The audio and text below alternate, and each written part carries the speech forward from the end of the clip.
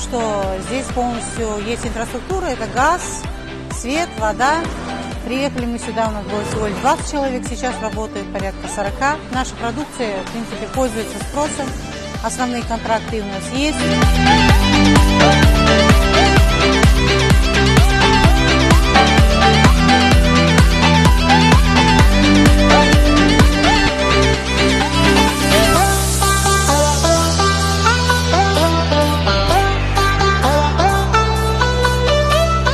Здесь будет создано около 200 рабочих мест. Будут востребованы специалисты как по электрооборудованию, операторы. В основном, да, процесс будет автоматизированный. На сегодняшний день, да, достаточно сложно найти квалифицированных специалистов, скажем так, с хорошим высшим образованием. В основном сейчас молодежь менее опытная в каком-то направлении, тех же самых даже киповцев, осучников.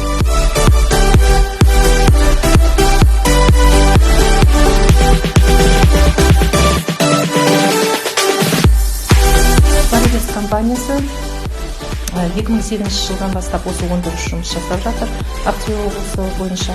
Мекемемізде 70 адам жұмыс жасайды. Оның 50% жастар деп айтуға болады. Жастарды, көбінесе жастарды жұмыспен қамтамасыз етуге біздер жағдайлар жасаймыз. Жастарды шақырамыз, бізге келсін, жұмыс жасасын.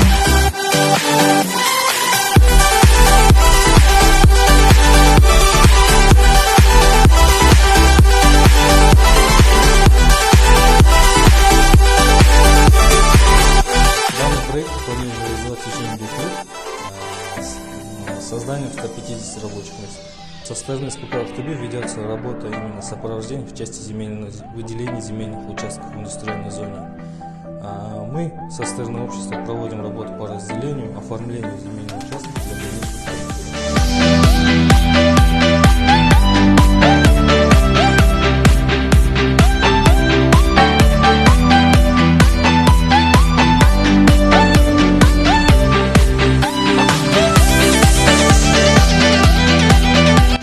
Қазір біздер 4 сұрақсы бар, 9 сұрақсы бар и вагонный классында конверті бар.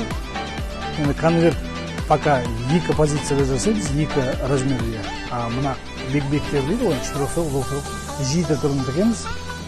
Қазір жалпы Қазақстанның ішінде қолдануға бұл қазір сера, цемент, арал тұз, сосын жеке шаруалар, мысалы, жем деген хозяйственный дейді, мысалы, сондай шаруаларға кетеді, осыны алады.